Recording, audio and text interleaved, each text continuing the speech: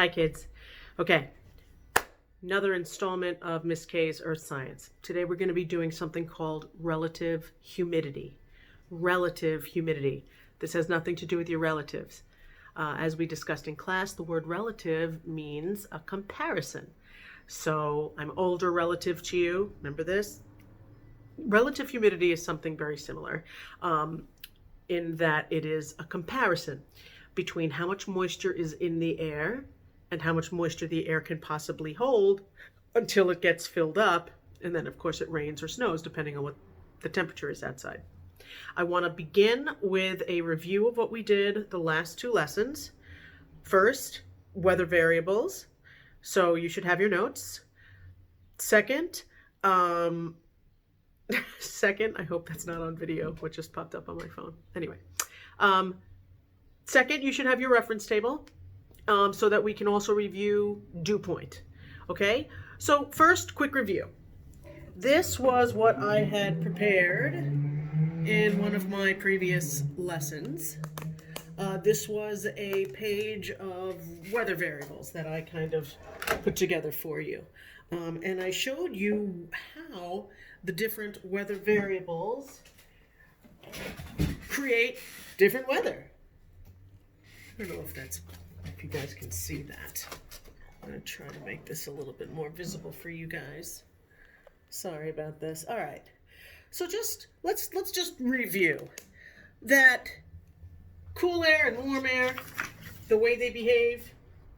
If the air is cool, then it is also contracted. That makes it denser, makes it weigh more, makes it exert high pressure. That high pressure and denser air does not allow water vapor molecules to move in, and that keeps the humidity low, sort of like today. It's beautiful outside, low humidity. And although it's sunny, it's kind of cool out. So if you walk outside, it's not as comfortable as it looks, because although it's sunny, it is kind of cool, but it's nice and dry and clear. That's low humidity. And again, we have that rhyme that will help us remember this: sunny, high, cool, and dry. Sunny, high, cool, and dry. High pressure, cool temperature, and dry. You must recall that the relationship between temperature and pressure are inverse. When the temperature is high, the pressure is low. When the temperature is low, the pressure is high. If we had warm air, this is just review. If we had warm air, the warm air makes it expand. The expansion makes it less dense, way less. Therefore, it will exert lower pressure. That low pressure and expanded air allows water vapor to move in. That allows for higher humidity, more and more and more clouds, and eventually it'll just fill up. That filled up point, that's the point of saturation. That is the dew point. The dew point, D-E-W, not D-O-O, the dew point, right? And at that point, it will precipitate. And depending on the temperature, it will either fall as rain or snow. And so we have this rhyme: cloudy, low, warmer rain or snow. Cloudy, low, warmer rain or snow. Cloudy, low pressure, warmer temperature, rain or snow. So next time it rains, just kind of pay attention. The temperature's a little bit warmer, but that made it wetter. And today it's so beautiful out, temperature's a little bit lower, but it's clear and sunny and dry. Okay? That was just a review. We started also talking about dew point. And this is the slideshow that I shared with you. This was the graph that shows the relationship between temperature and pressure. When temperature is high, the pressure is low, and vice versa. Okay? And we started talking about the fact that evaporation is a cooling process. So as water vapor moves into a body of air, it's going to start cooling it down. If you got your hands wet right now, you would immediately feel that they feel cool, even if you were using hot water. That's because the water is evaporating, and evaporation is a cooling process. Remember, again, that the dew point is a temperature. It's expressed as a temperature. It's the temperature the air has to be cooled to become saturated. And I showed you your reference table. We talked about the instrument called a sling psychrometer. All it is two thermometers, one with a wet bulb, one with a dry bulb. literally one wet bulb, one dry bulb. The wet bulb has a cloth on it that is wet, and the wet bulb will always register a lower temperature because it's wet and evaporation is a cooling process. From that information, we can determine the temperature the air has to be cooled to for it to become saturated and to rain or snow. This is the page in your reference table. Again, this is page 12 of your reference table. Page 12 of your reference table. Remember, there are two charts that look a lot alike on this page. Today we're going to talk about the second of the two charts. I just want to make sure you guys remember how to do this. Over here is the dry bulb temperature. That's also known as the air temperature. Over here is the difference between the wet and the dry bulb temperature. The difference. So whatever the difference is, you find that number here, you line it up with the dry bulb temperature, and from there you can determine these numbers in here. These are the dew point temperatures. Great. I hope you don't have any questions. If you do, please hit me up on Remind, hit me up on Google Classroom. I am here to help, my loves. Okay? But today I want to talk about relative humidity. You know what? Before I do, this was a slide in my slideshow that I did not show you in my last video, and I should have. So I'm going to do it now. And I apologize that when I put it in the slideshow, it came up a little bit blurry, but we could still read it. It says, which graph below best shows the relationship between the probability of precipitation and the difference between the air temperature and dew point? I'm going to say that again. Which graph shows the relationship between the probability of precipitation, like how likely it is to rain or snow, and the difference between the air temperature and the dew point?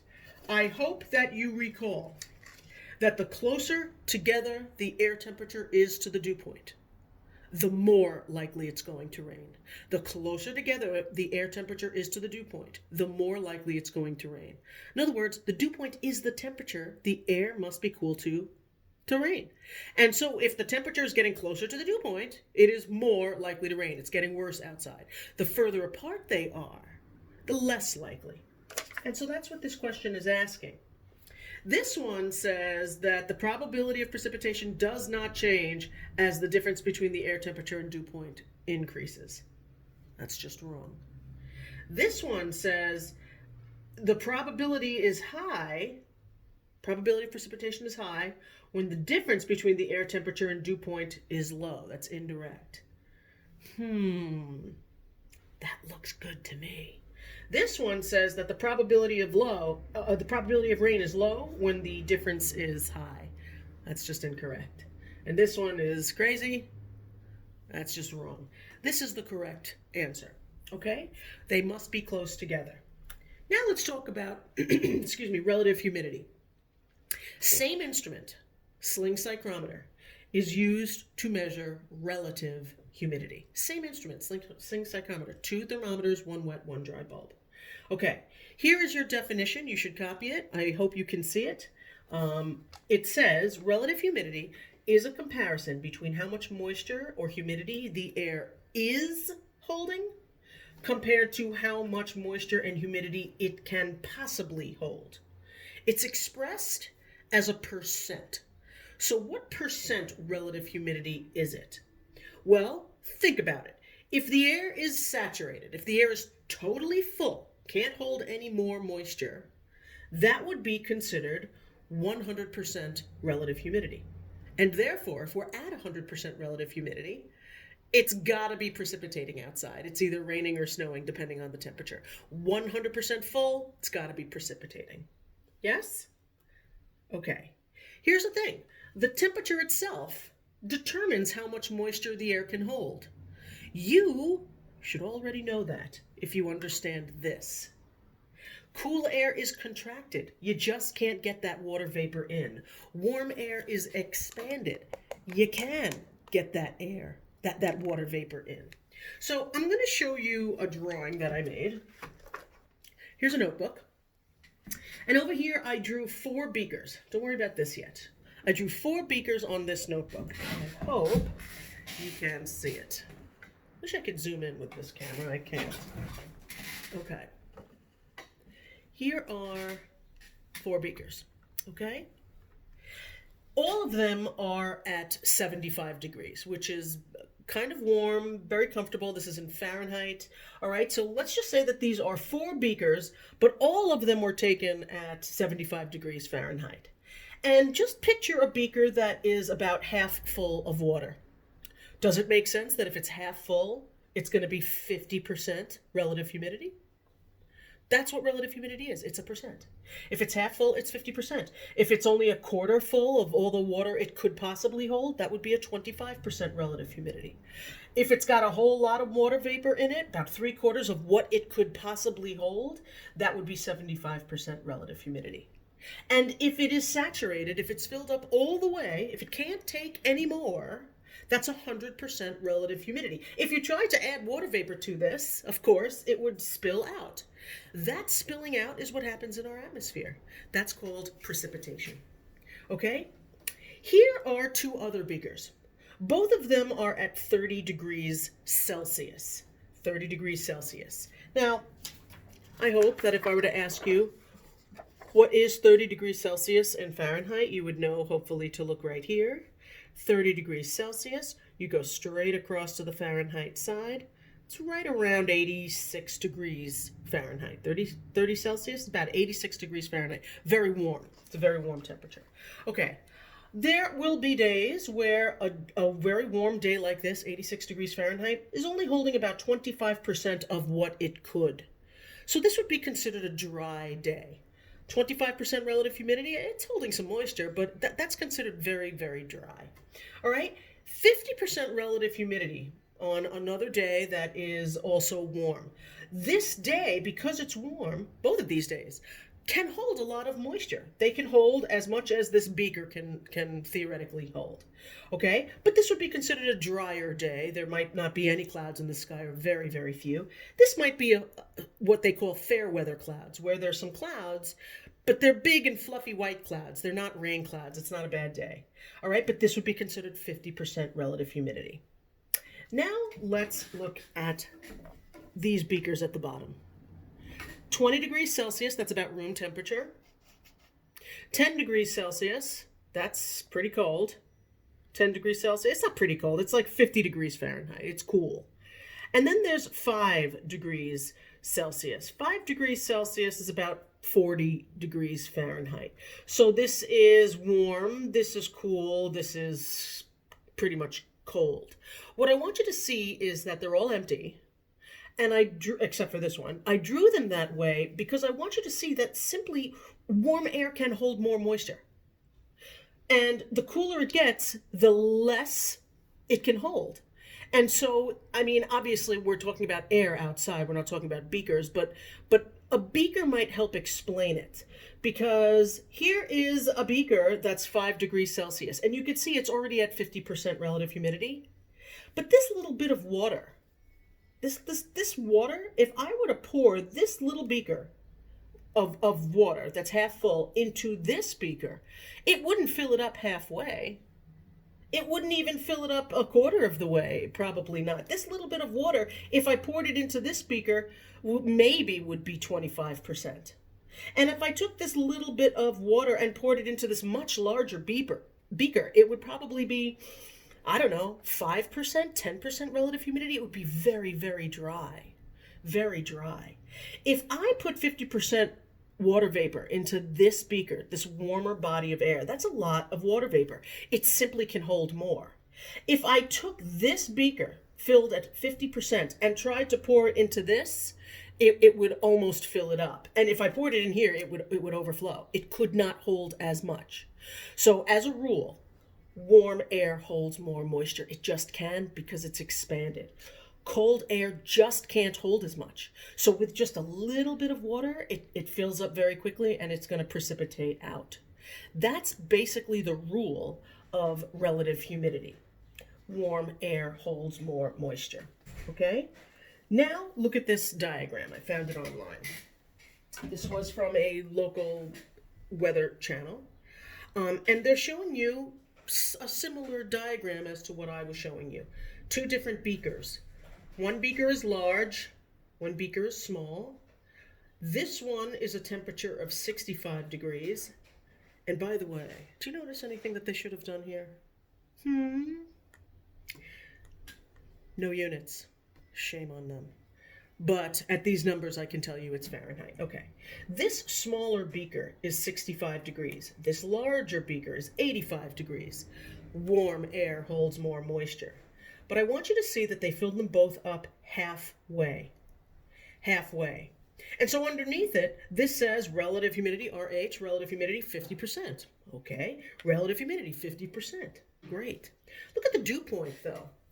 Here, the dew point is 45 degrees. Well, this air would have to drop by 20 degrees, all the way down to 45 degrees to rain. That's not going to happen. That's not going to happen. This is a very, very lovely day. Same thing here. This would also have to drop 20 degrees down to 65 degrees to hit dew point, to hit the saturation temperature. That's not going to happen. But both of them have the same relative humidity. Okay, here's another graphic that describes the same phenomena. 10 degrees Celsius, 20 degrees Celsius, 30 degrees Celsius. Let's look at what that is. 10 degrees Celsius, it's about 50 degrees Fahrenheit. 20 degrees, that's about room temperature, 70 or so degrees, 68. And 30 degrees Celsius is about 86 degrees. So again, it's very warm, comfortable room temperature and cool. And here, they filled the whole circle with water vapor. And that would make it 100% relative humidity. At 10 degrees Celsius, this much water vapor would fill up the air and it would precipitate. That would be 100% relative humidity. If you took that same amount of water vapor and just put it into a warmer body of air, it does not fill the whole thing up. So this might be, I don't know, 75% relative humidity. It's the same amount of water vapor, but it just doesn't fill the air when it's warm because the air is expanded. Here, again, the same amount of water vapor, if you put it into a warm body of air, much warmer body of air, that air is now way expanded. And so even though it's the same amount of water vapor, this is a dry day. It's a beautiful day. This is raining or snowing, depending on the at this temperature, it would be raining. But this is a rainy day. Same amount of water vapor on a warmer day. Beautiful, clear, sunny, gorgeous day. So the temperature determines how much water vapor the air can hold. Warmer air holds more moisture. Okay? The heat causes the air to expand and simply allows it to hold more water vapor. Here's another graphic. It's the same thing. Warm air can hold more water. If there is the same amount of water vapor in the air, the warmer air will have a lower humidity, and the colder air will have a higher humidity. Let's go back to this. This is very high humidity, super high humidity. It's raining. This is low humidity. It's the same amount of water. It's just a different temperature of air. So cold air just can't hold as much. It's already filled up. Okay? Now grab your reference table chart. We're going to do some practice questions. Okay? It is done exactly the same way as dew point. So this should not be totally new to you. We're going to try to do some questions together. And I'm going to make it up. They're going to ask you what is the relative humidity. I'm going to abbreviate that as RH. But I'm going to give you a dry bulb temperature and a wet bulb temperature. And we're going to determine the difference. They sometimes call that the wet bulb depression or the difference. Remember that? That was from my last video. Okay, I'm going to make it up. Let's just say eeny, meeny, miny, 8 degrees. Let's just say that the dry bulb temperature is 8 degrees Celsius. And the wet bulb temperature, let's make it up. Let's say they're kind of close together. Let's say it's only 6 degrees Celsius. Remember, the wet bulb must always record a lower temperature because it's evaporating, and evaporation is a cooling process. Well, what is 8 minus 6? What is the difference between the wet bulb and the dry bulb? Done exactly the same way as dew point. The difference is going to be 2 degrees Celsius. What I need, if we read our chart, we always start at the top and sides, we need the dry bulb temperature, which is 8, and we need the difference between the wet and the dry bulb temperature, which is 2. So you come down this side and stop at 8. And you come across here until you see the difference between the wet and the dry bulb temperature, which is 2. You come down this column, make sure you don't leave these lines, right? Stay in the 2 column. You come to 8. That tells you that the relative humidity is 87%. Now let me tell you something. 87% relative humidity, that's very moist. That is very moist air. It's uncomfortable. It is probably going to precipitate. And at these temperatures, it would precipitate as very cold rain. It would be rain, but it would be very, very cold. And I want you to look at this first column. Can you see that the first column here, the whole column is 100%? In other words, if there is no difference between the wet and the dry bulb temperature, if the difference between the wet and the dry bulb temperature is 0, then you're at 100% humidity and it will be raining or snowing depending on the temperature. All right? So if, in other words, if the wet bulb can't evaporate, if it's recording the same temperature as the dry bulb, if the moisture on it can't evaporate because the air is already so damp, so humid, that would be 100% relative humidity. Let's try another one at different temperatures. My marker's dying. Okay, let's try a dry bulb temperature of, let's make it hot, 30 degrees Celsius. And let's do a wet bulb temperature. It's been evaporating and maybe it evaporated a lot. Let's drop it all the way to 20 degrees Celsius. So this is room temperature. This is very warm. What is the difference? What is the wet bulb depression? What is the difference between 30 and 20? The difference. Hopefully you could see 30 minus 20 is 10 degrees Celsius. If I asked you for the relative humidity, can you do it? Pause this video, grab your reference table. Do it. I'm going to go ahead and show you. Okay, pause it if you want to try it yourself. Okay. All you got to do, go to the dry bulb temperature. Remember, they will sometimes call that the air temperature. You should be writing that down. You should write that down for sure. Okay, you go to 30. You go to a difference of 10. And you come down with this. You come over with that. Here, this is only a 39% relative humidity. 39% is very low humidity. It's very comfortable weather. Very comfortable weather. Okay, so the higher the humidity, the more kind of sticky it feels, the damper it gets. 39, there might be 1 or 2 fluffy clouds in the sky, but it's really a lovely day. And this is a hot but dry day. Does that make sense? Now I want to show you some of the tricks of the trade. Okay, I'm going to show you a trick. They are going to be asking you questions that will force you to use both charts. Okay? Remember that these charts look a lot alike. So if they ask you about dew point, make sure you're on the dew point chart. If they ask you about relative humidity, make sure you're on the relative humidity chart. What they will do sometimes is give you some of the information and ask you to figure out the rest. So, for example, let's say I gave you a dry bulb of 16 degrees Celsius. What if I said that the dew point is 9 degrees Celsius? I want you to figure out the difference, the wet bulb temperature, and the relative humidity. What? That's right. They're going to force you to bounce around these charts. Let me show you how to do this. They gave you everything you need to figure it out. Here's how. They give you a dry bulb temperature. Remember that both of these charts have the same column over here, dry bulb temperature. And so, you know that the dry bulb is 16 degrees, right? I'm just going to keep my finger right there. Then they tell you that the dew point, not the relative humidity, the dew point is 9 degrees Celsius. Well, from that, I know which chart I should use. I should use the dew point chart. And remember, it's these numbers in here. These are the dew point temperatures. These are just the air temperatures or the dry bulb. These are the differences. So if I'm looking for a dew point temperature, I better look right in here. 16, right? If the dry bulb is 16 and the dew point is 9, well, here's what I'm going to do. I'm going to use what they gave me, 16.